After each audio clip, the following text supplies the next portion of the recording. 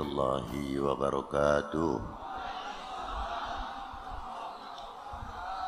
Alhamdulillahil awwalu bila ibtida wal akhiru bila intiha. Jami'u sifatil ulya wal izzati wal kibriya. Wassalatu wassalamu ala imami ahli sofai wal wafa. Qutbil anbiya wal awliya. Sayyidina wa maulana Muhammadin khairid dawa. Likulli saqamin wadah. Rahmatan wa shifa.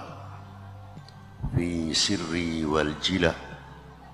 Wa ala alihi wa sahbihi ma damatil ard was sama amma ba'du. Salam sejahtera untuk kita semuanya. Yang saya hormati, yang wajib saya mencintainya, para alim ulama, para sesepuh bini sepuh, para habaib,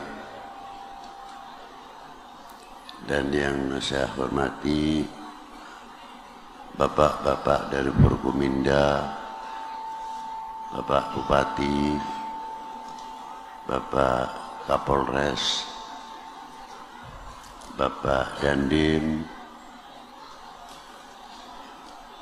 bapak-bapak dari instansi pemerintahan, sipil, TNI, Polri yang selalu kita banggakan. Dan yang saya hormati Pak Camat, Pak Dan Ramil, Pak Kapolsek beserta jajarannya, dan yang saya hormati panitia penyelenggara dalam rangka menyongsong hari jadi Kota Kendal, dan yang saya hormati para warga khususnya Nahdlatul Ulama, pimpinan Surya, dan segala banon-banonnya yang ada dalam Nahdlatul Ulama, khususnya pimpinan Muhammadiyah,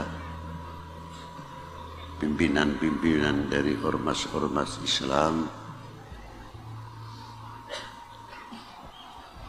dan yang saya hormati bapak-bapak dari tokoh-tokoh agama, khususnya yang ada di Kabupaten Kendal ini. Hadirin wal hadirat rahimakumullah. Malam ini kita bersama-sama menyongsong hari jadi Kota Kendal atau Kabupaten Kendal. Tapi sebelumnya saya ingin mengucapkan Dirgahayu 1 Juli Hari Bayangkara. Semoga para beliau-beliau diberi kekuatan lahiriah maupun batiniah dalam mengayomi umat bangsa ini dan dalam melayaninya.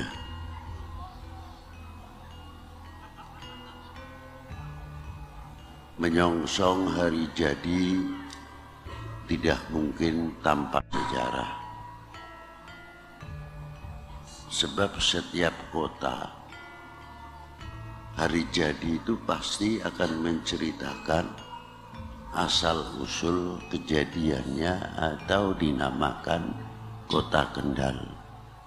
Kalau yang Pekalongan, ya Pekalongan.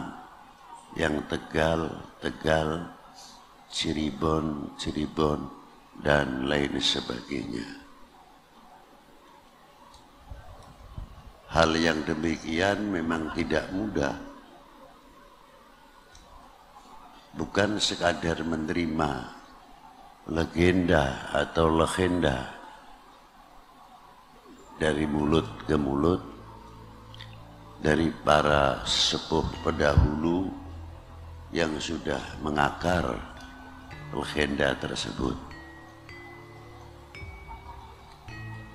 Ada kalanya manuskrip atau catatan-catatan yang sangat kuat atau konkret sehingga kota tersebut diberi nama kota-kota yang ada di Indonesia, khususnya di Kendal ini.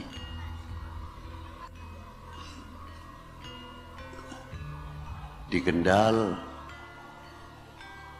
kalau melihat dari beberapa pusara,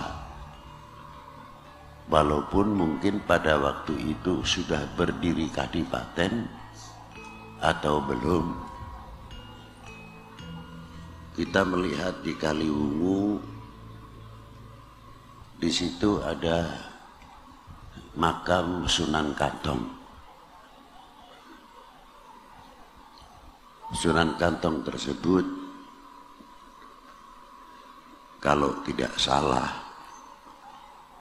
beliau kakak atau adik Sultan Abdul Fattah Demak. Kakak adik juga dengan Joko Tarub kedua, atau lebih dikenal lagi Bondan Kejawan. Ada lagi juga tokoh ulama Bathara Katong yang dimakamkan di Ponorogo, dan disitulah makam-makam terdapat, termasuk yang menurunkan ulama-ulama besar, cucu daripada Kiai Hasan Besari, yang keturunannya sebagian di Gubuk, Ngeroto, Pulaman, dan banyak menjadi tokoh-tokoh hafidhul Quran di tempat tersebut. Bahkan dari cucunya pun, dari para dzurriyyah juga banyak. Yang pertama masuk Mbah Kiai Abdurrahman Munadi. Kiai Abdurrahman tersebut turun kelima atau keempat dari Kiai Hasan Besari.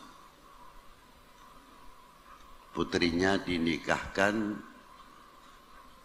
mendapat Al-Habib Muhammad bin Syekh bin Ahmad Bafaqih, terkenal Boto Putih, Surabaya. Keturunan Habib Syekh tersebut, putranya namanya Muhammad, yang sangat alamah, yang dimakamkan di Pulaman, Purwodadi atau Gubuk. Dari Habib Muhammad Bafaqih itulah yang menurunkan cucunya, ada yang famnya Al-Munawwar, ada bin Syihab, ada bin Yahya, dan kiai-kiai yang sangat luar biasa di Gubuk atau Ngeroto tersebut. Di Kendal, Sunan Kantong kurang lebih hidup di zaman Sultan Abdul Fattah. Sultan Abdul Fattah, istrinya yang sangat terkenal, Dewi Ashiqah. Dewi Ashiqah ini putrinya Kanjeng Sunan Ampel, Ahmad Rahmatillah bin Ibrahim Asmorokondi. Kalau menurut di kitab Babat Tanah Jawa, Ibrahim Asmorokondi tersebut diangkat oleh Brawijaya menjadi Menteri Keuangan. Dan sepupu Kanjeng Sunan Ampel yang namanya Malik Ibrahim yang meninggal pada tahun 822 Hijriah bertepatan 1401 tanpa menghitung tahun terpaut.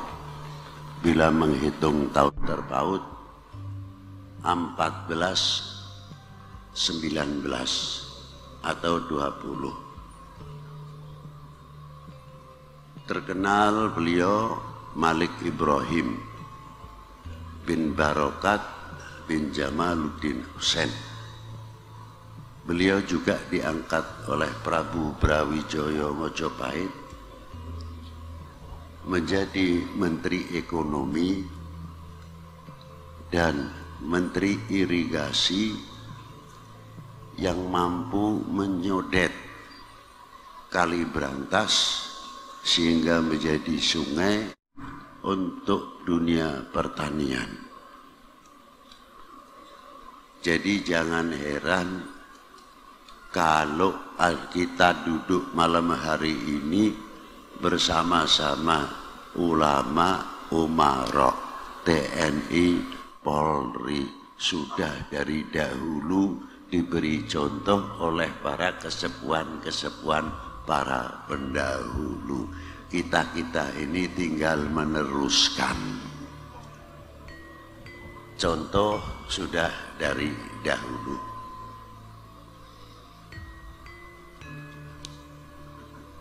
Lain dari itu, hebat lagi dari keturunan Kanjeng Sunan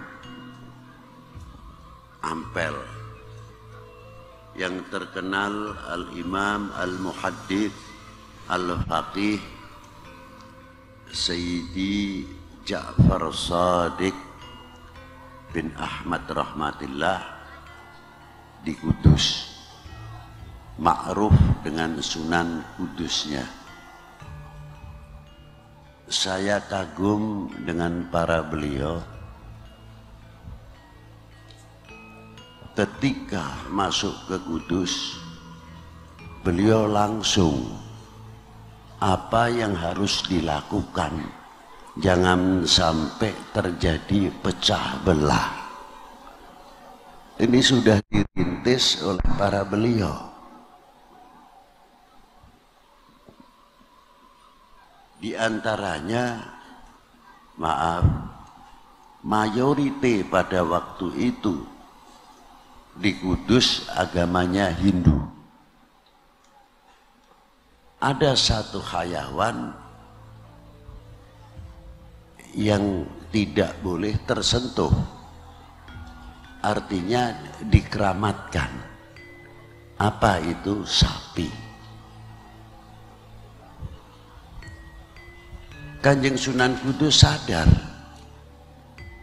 kalau bulan Idul Adha seperti bulan sekarang ini,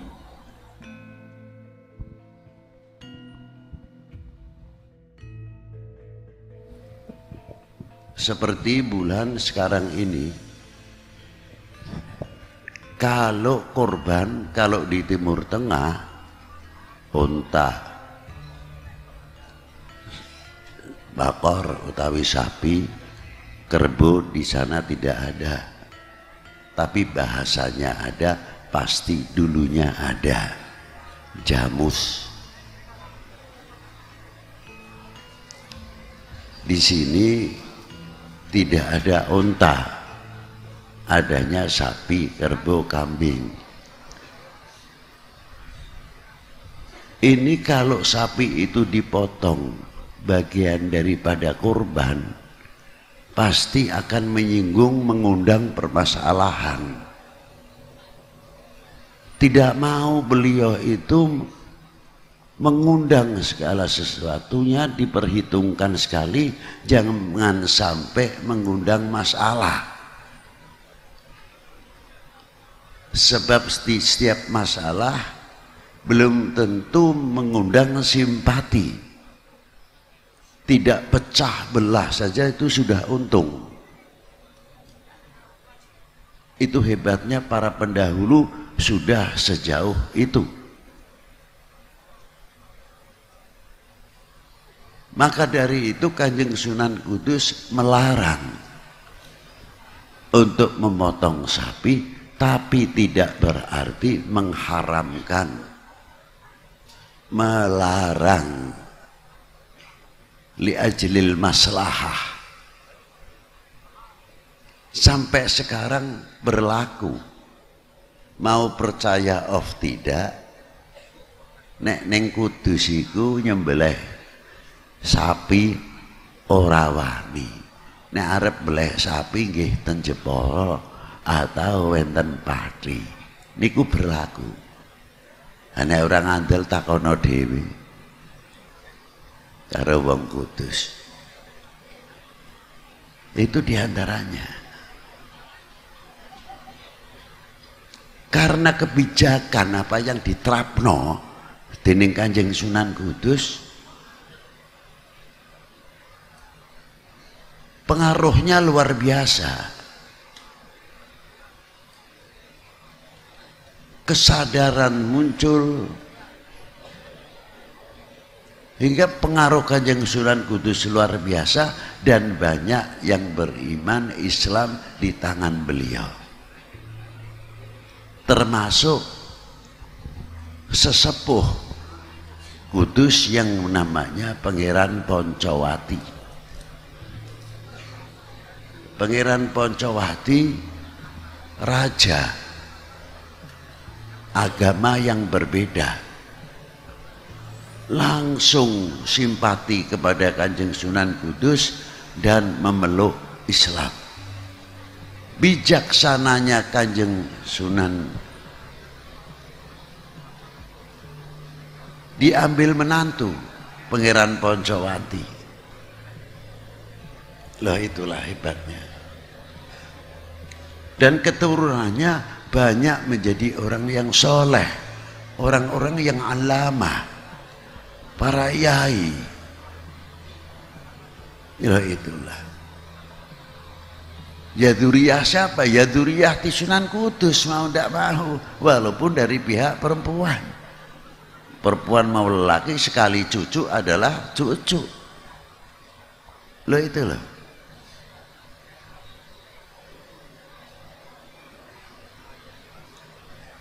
Dan diserahkannya keratonnya, kerajaannya kepada beliau, kepada Kanjeng Sunan Kudus. Kalau saya mungkin, kalau saya, tapi ya naudzubillah, dikai kursi kerajaan, diparingi istana, ada kekuasaan wilayahnya, ora usah repot-repot, aku jadi ratu langsung, jadi raja langsung. Tapi pola pikir Kanjeng Sunan Kudus berbeda jauh, melihat ke depan, masa depan. Demak dengan Kudus pada waktu itu kerajaan Kesultanan Demak sudah masih berdirinya Kanjeng Sultan Abdul Fattah, yang diteruskan oleh Adipati Yunus. Sultan yang terakhir adalah Sultan Trenggono, dan beliau sebelum itu Trenggono. Sultan Trenggono itu keponakannya Adipati Yunus, keponakannya Sunan Kudus, karena mbak ayunya Sunan Kudus, Dewi Asikoh, adalah istri Sultan Abdul Fattah bin Brawijaya. Loh, itulah. Maka Kanjeng Sunan Kudus tidak mau mendirikan keraton neng jerone keraton, kalau bahasa sekarang mendirikan negara dalam negara. Itu hebatnya yang dicontohi oleh beliau, sudah pendahulu, sudah memberikan ketauladanan. Tinggal kita ngikuti kepada para beliau-beliau. Di zaman itulah, di zaman Sunan Kantong juga, di Semarang khususnya, Kalibungu, perkembangan perjuangan beliau-beliau sangat luar biasa. Dan juga banyak di Kendal ini melahirkan tokoh-tokoh ulama yang luar biasa. Munculnya kebesaran Tarekat Syatoiyah setelah Syekh Muhyiddin Pamijahan yang mengambil tarekat dari Sayyidi Abdul Rauf Singkil Aceh. Muridnya di Jogja banyak, muridnya Syekh Muhyiddin Pamijahan. Diteruskan di Kalibungu, walaupun beda silsilah mengambil tarekatnya, oleh Sayyidi Syekh Mbah As'ari atau Romo Guru Kalibungu. Itu diantaranya. Saya ambil dari nilai tarekahnya dahulu. Apa sih tarekah itu?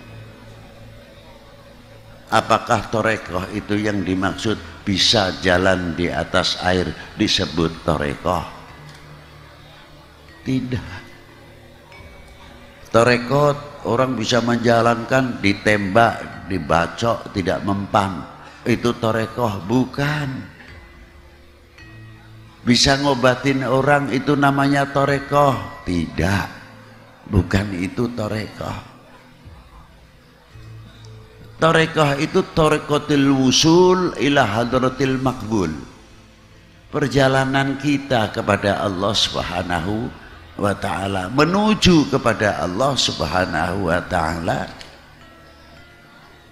Kalau kita ini setiap hari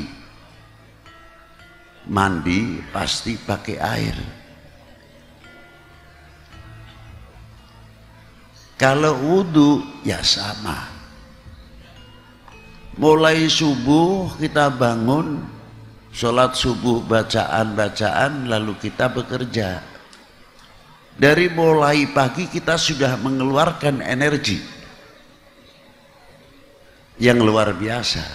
Dikendalikan supaya kembali diberi waktu sholat, gerakan waktu sholat, tidak lepas daripada air wudhu, kembali lagi kesehatan itu. Nanti pada waktu pergantian, mendekati pergantian malam atau siang dan malam, matahari mulai di ufuknya ke barat, itu kotoran atau polusi udara sangat luar biasa pengaruhnya. Bahkan ke tanaman pun cuma orang tua dahulu tidak menerangkan ilmiahnya. Apa diantaranya? Ono wong doan nginang, nyepah suruh itu loh. Nek arep njaluk suruh tong marang tanggane yang punya wit suruh meh maghrib jam 5-an ora oleh. Aja. Sesuk tak paringi nek iki aja meh maghrib. Memang kalau dipikir secara logika ya ora mlebu akal. Jarine dhewe. Padahal sangat logik. Karena pergantian siang dan malam udara itu masih padat kotor. Dan pohon-pohonan itu masih capek. Dari pagi sudah memasak apa yang disedot dari pohon-pohonan. Dapurnya di mana? Di daunnya. Atau godongi. Itu yang memasak.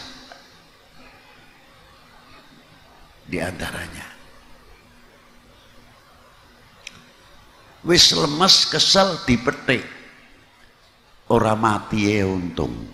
Ini orang tua cuma wong biyen ora gelem nerangake secara ilmiah.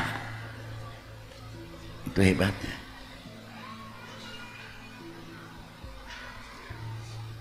Kita dipersiapkan supaya mengambil air wudhu untuk sholat, membantu kesehatan kita. Pertanyaannya, apakah wudhu kita itu mencapai batiniah atau tidak? Kalau mencapai batiniah, luar biasa. Tarekat kodijek keduren. Ning wudu ae ora sah jeru-jeru. Dawuhipun Jeng Nabi sallallahu alaihi wasallam, sapa wonge sing basuh raine sebab air wudu metu pira-pira dosane. Niku ten bab fadhailul wudu. Luar biasa.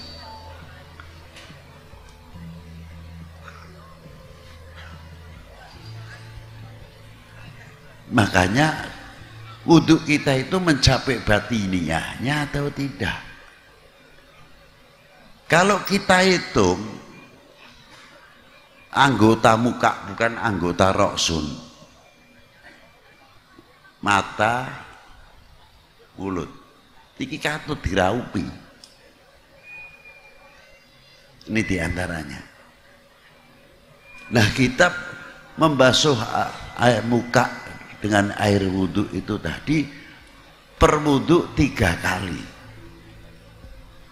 Nek nganggone 5 wektu wudhu kabeh ya mestine 3 ping 5 15 kali 1 bulan 450 kita basuh rai utawa nganggo air wudhu, banyu wudhu.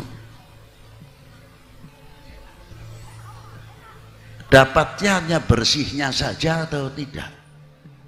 Ya dapatnya bersihnya bebong diwudoni terus ya. Hasilnya diwudui tersebut hanya bersih belaka? Tidak. Mencapai kebatiniah kita, tawaduk kita bagaimana, andal asor kita gimana. Orang semakin degek gitu loh. Ini wong diwudoni itu gitu itu. Semakin adab. Orang sembarangan. Ini berkah daripada air wudhu. Sepiro pintere, sepiro alime, kita niki orang semakin dengak, tapi semakin tawadhu. Nah, mata ini bagian yang keduman kebasuhan air wudhu. Mampu tidak kita menjaga kebersihan mata? Orang mau kenang banyu wudhu tok niku ora, sebab mata kita itu selalu mencari kejelekan orang lain, nginjen-nginjen salahe wong apa ora. Seneng nek ndengok bangsa iki pecah, umat iki pecah, mripate selalu keliling muter terus seluruh kelemahane wong. Kena kanggo modal. Niki lho mata mripat. Tapi kalau matanya sudah terjaga dengan baik, ora gelem ndak mau melihat aibnya orang. Dingklo moh aku. Lebih-lebih membuka aibnya orang. Itu perjuangan orang-orang minas sholihin itu ya begitu gitu. Mulut termasuk kena banyu wudhu, iki omonganku iki bakal manfaat apa ora. Mulut kita itu tertata dengan baik atau tidak? Pengaruh mulut itu luar biasa, aja dianggap ora. Satu contoh sing ringan saja. Allah Ta'ala ndawuhake aja ngundang ning kekasihku kilir kadya ngundang marang sepadha nira. Ayat ini la taj'al du'a rasul bainakum kadu'a ba'dukum ba'dah. Ketingale sepele tok. Aja ngundang maksudnya ten Kanjeng Nabi. Allah Ta'ala memberikan contoh, ora langsung tok nglarang. Mangkane saking alif lam mim ngantos dugi Qul a'udzu birabbin nas mboten wenten kalimatun nida ya Muhammad utawa Ahmad. Lurunen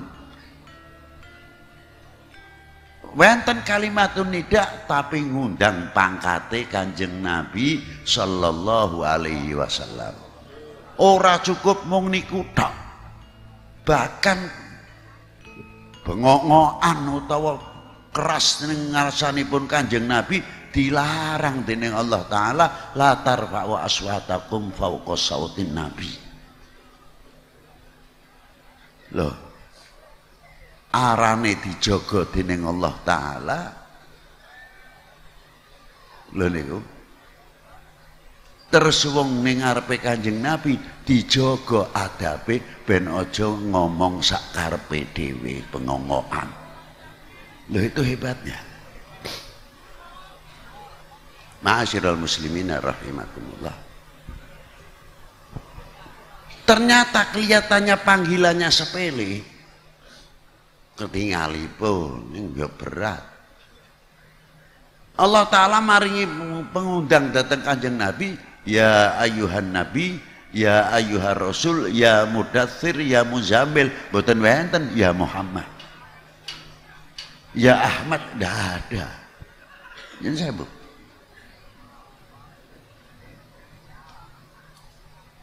Dipanggilipun lakop utawa gelar-gelaripun Kanjeng Nabi sallallahu alaihi wasallam. Kula ulangi malih, ternyata ora iso dianggap sepele. Keranten panggilan itu mengangkat wibawa yang memanggil, bukan yang dipanggil. Nek Kanjeng Nabi, oh ora usah butuh wibawa. Niku sumber pintune Allah Ta'ala nek arep pengin dicintai dening Allah Ta'ala ya kudu melalui pintune Kanjeng Nabi sallallahu alaihi wasallam. Lha niku. Tapi kangge kita-kita niki mengangkat kewibawaan sing diundang karo sing ngundang. Contoh ana wong terpilih RT. Nek RT ne senom mending nek umure swidak niku. Karena sudah mendapat kepercayaan dipilih oleh masyarakatnya menjadi RT. Berarti sudah mendapat kehormatan dak jadi bapake wong sak lingkupe. Karena sudah mendapat kepercayaan menjadi bapak, kita walaupun umurnya lebih tua, pantese RT ku sak anakku. Tetap kita ndang Pak RT, Nak RT, Mas RT dan sebagainya. Kewibawaan RT ne munggah. Sing ngundang yo juga munggah. Lho semono sepuhe nek ngergani RT ini kok ngundangi yo Pak RT. Padahal pantese sak putrane kok ngundangi Pak RT. Lho hebatnya. Sing diundang luwih ngati-ngati malih. Aduh semone sepuhe aku diundang Pak RT aku ya jane isin ah. Menjaga lagi. Loh ini yang orang memanggil. Sampai meningkat kepada Pak Camat, Pak Danramil, Pak Kapolsek. Meningkat kepada Pak Bupati. Sampai Pak Gubernur. Bukan namanya saja. Sampai kepada kepala negara. Bapak Presiden Jokowi. Bukan Jokowi. Nah kalau kita masyarakat walaupun beda pilihan Wis ngundangnya karena sudah menjadi manusia pilihan nomor 1 Indonesia. Ngundang Bapak Presiden Jokowi. Akan dinilai oleh orang lain. Lho iki lho rakyat Indonesia kok hebat ngono temen. Ngundang presiden ora sembarangan. Kewibawaan, akhlak naik ke atas. Luar biasa. Neng kalau kita memberikan contoh Jokowi atau Fulan, bupati ini orang ngerti arane, Fulan. Nah inilah. Justru kita menurun kewibawaannya yang manggil. Loh, makanya panggilan itu kata sepele, ning ngangkat martabat sing diundang ataupun yang mengundang. Nikilah hebatnya. Lisan. Kalau ini sudah terlatih dengan baik, ora bakal ghibah ngonekke wong saenake dhewe, saudele dhewe. Ngati-ngati banget. Niku hebat itu. Ma'asyiral muslimin rahimakumullah. Secara fisik tangan niku ya melu bisa dilatih. Nek wis biasa tangan itu tadi make baju nderek sunai Kanjeng Nabi, ora lanang ora wadon nek arep nganggo klambi tangan tengen dhisik. Pertama akeh laline. Ning akhire akeh refleksnya. Lha niku. Sebab sudah biasa terlatih.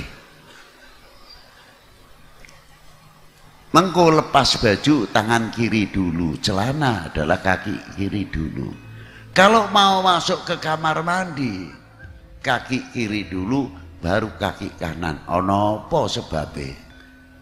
Bab kaki kiri hubungannya paru-paru sebelah kanan. Ukurannya ono sing ora enak bakal ngerusak jantung, tertangkal dulu ning paru-paru sebelah kanan. Baru kaki kanan melangkah terhempas semuanya, ukurannya melebu jantung ora sida. Lho niku sunah Nabi sallallahu alaihi wasallam, ora sekadar ganjaran-ganjaran tok iku ora. Luar biasa. Itu diantaranya. Ma'asyiral muslimin rahimakumullah. Lah lisan iki sami mawon. Sing biasa ngucapake alhamdulillah, ngucapake subhanallah, ngucapake la ilaha illallah, sak piturute perkara sing sae.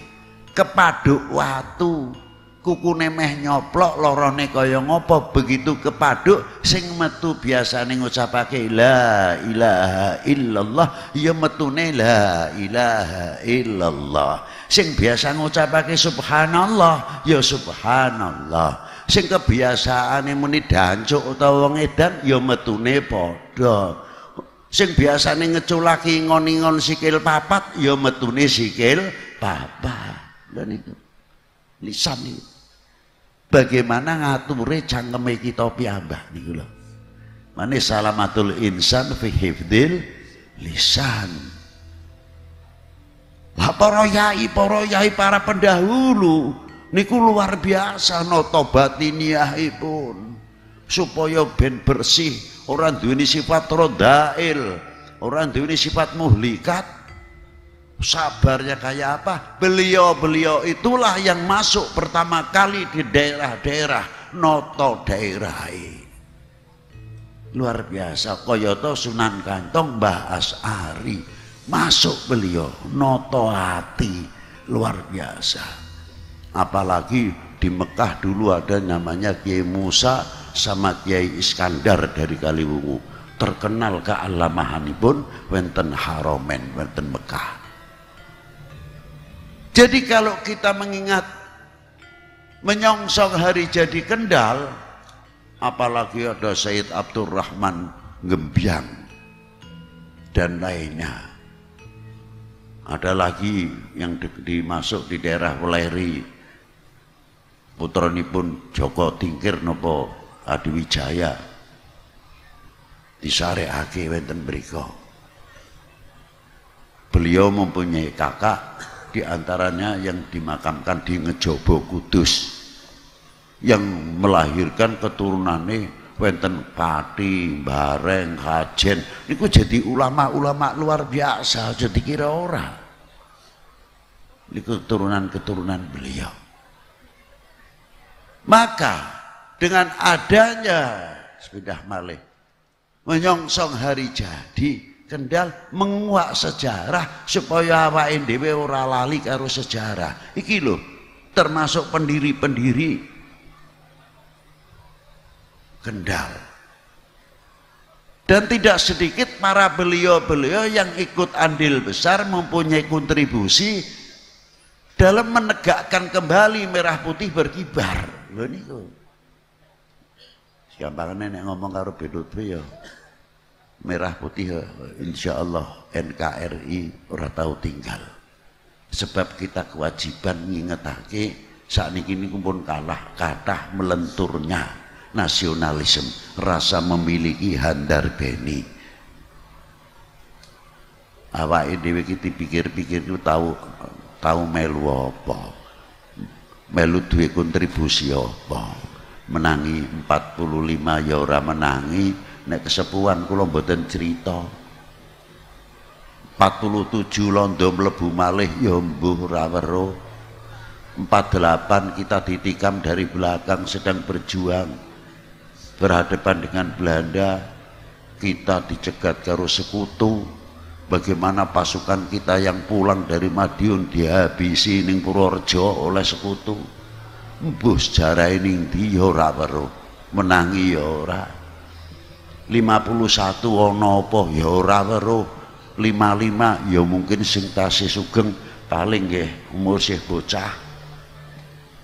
Sampai 65 ana apa hampir ilang. Lha niku. Padahal nggoyahake khususnya nggoyahake ideologi bangsa Pancasila pada waktu 65. Lho itu akeh wis lali pemane sing lahiran teko sakniki. Kita bertanya kepada diri sendiri, sudah andil apa atau mempunyai kontribusi apa untuk menegakkan merah putih? Jawab apa dhewe? Berdirinya tegaknya merah putih berdarah, bukan hadiah. Lah niku lah. Makanya selalu kita dengungkan yang kandungan ikrornya sangat tinggi sekali, luar biasa. Tadi melakukan lagu kebangsaan betul, melakukan betul, lakukan. Indonesia tanah airku, tanah tumpah darahku.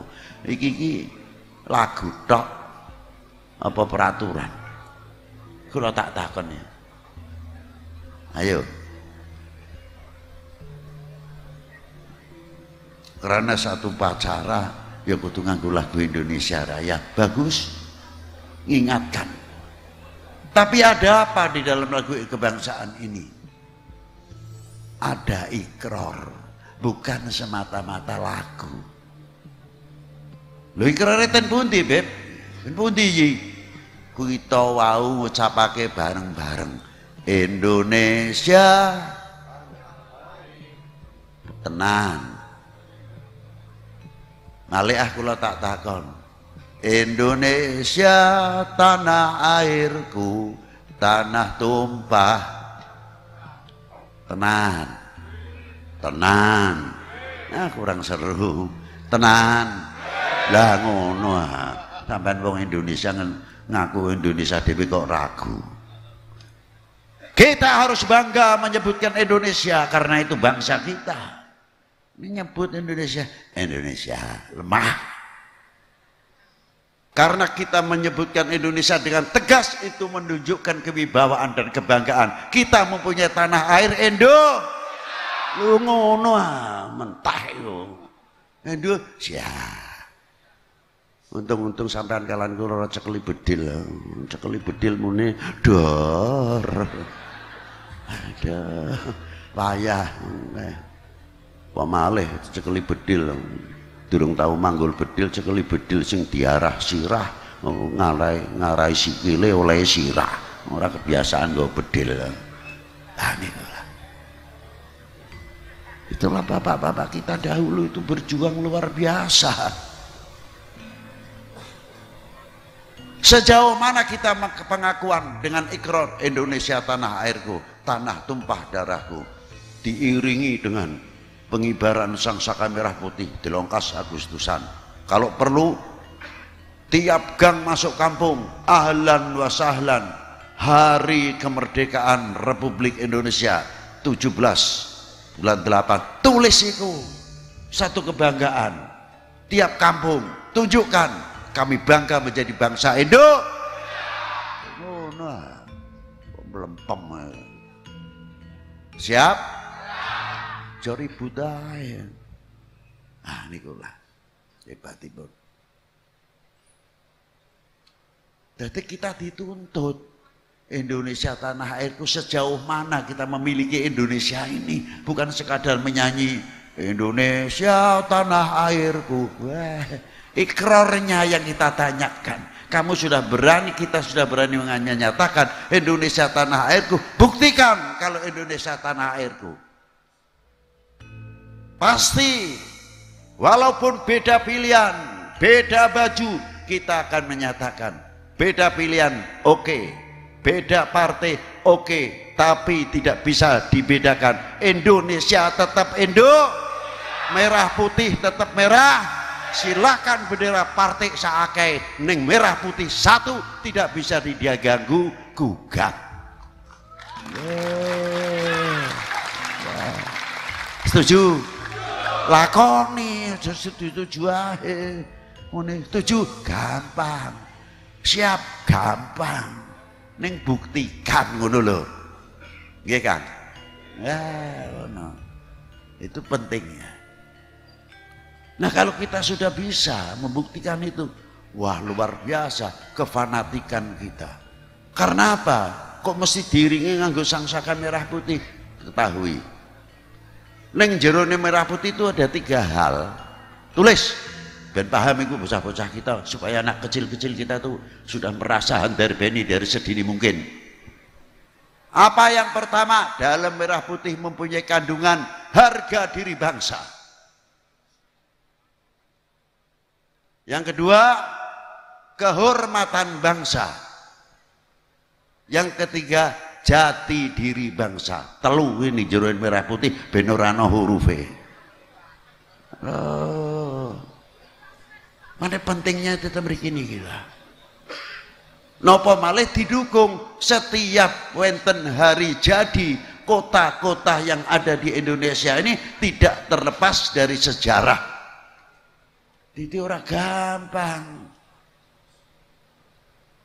Ma'asyiral muslimin rahimakumullah. Kalau kita sudah kuat mempunyai pendirian sing ngoten, ora iso dipecah belah. Kompak, rukun. Soalnya wis bareng-bareng menyatakan Indonesia tanah airku, tanah tumpah darahku. Semakin kuat akrab walaupun sepindah malih beda pilihan, beda baju, tetap kita kompak rukun dadi siji. Wahai bangsaku yang kubanggakan, relakah negerimu terpecah belah? Jawab yang keras. Lho ngono ah, buktikan kalau tidak aja menggapai bang. Nyon sewu lho, nyon sewu. Jame wis bengi. Jam 12 Bung.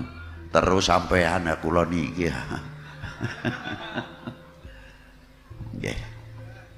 Mugi-mugi mentenipun hari jadi atau nyongsong hari jadi, tambah guyupe, tambah rukune kita sedaya membuat pagar benteng-benteng meniru kesepuhan-kesepuhan para pendahulu. Jangan sampai kita ini memalukan para pendahulu sing ikut andil besar menyatukan dan memerdekakan bangsa ini dari belenggu penjajah dan kebodohan. Pingine ngomong terus ning waktune, ngapunten sing kathah jenengane ngantuk lambe kula ndower ngoten. Semantan ingkang saged kula sampaiaken mugi-mugi Allah taala maringi manfaat fid dini wad dunya wal akhirah. Allahumma shalli wa sallim wa barik ala sayyidi sadat qutbul bidayat wa nihayat khalifatullah fi khazainil ardi was samawat wa ala alihi wa sahbihi ma damatis sadatil qadat salatan tahtahu lana biha babal khairati was sa'adat fid dari dunya fid daril ma'ad wa barik lana fi umurina wa fi rizqina wa auladina wal mu'minina wal mu'minat wal muslimina wal muslimat aina makanu fi jami'il jihad wal bilad wa tunjina biha wa iyahum min jami'il ahwali wal afat khususon baladana Indonesia khassah wala khususon baladana Indonesia khassah salimna min kulli fitnatin fi ayyi jihadin minal biladil muslimin ammah wansurna wa iyyahum binusratik fil harakati wasukun wa ja'alna min hizbika alladhi wafaqtahum li fahmi kitabikal maknun linadkhula fi hirzi qaulika ala inna hizballahumul ghalibun wa jalibatan likulli khair lana wali walidina wali auladina